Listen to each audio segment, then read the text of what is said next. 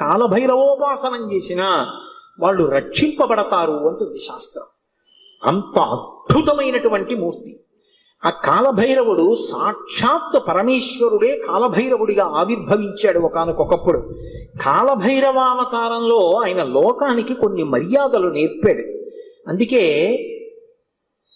ఒకప్పుడు అందరికీ ఎలా అతిశయం కలుగుతూ ఉంటుందో, గర్వం కలుగుతూ ఉంటుందో, అలా త్రిమూర్తుల యందు కూడా ఇటువంటి పోకడ ఒకటి రజోగుణ సంబంధమైనటువంటి వారి యందు కలుగుతూ ఉంటుంది. సృష్టికర్త అయినటువంటి చతుర్ముఖ బ్రహ్మగారు సహజంగా రజోగుణ తత్వంతో ఉంటాడు, అందుకే ఎరుపు రంగుతో ఉంటాడు.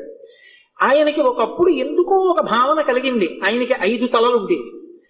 నాకు 5 తలలు, పరమశివుడికి 5 తలలు, సద్యోజాత అఘోర తత్పురుష వామదేవ ఈశానములని 5 తలలైనవి.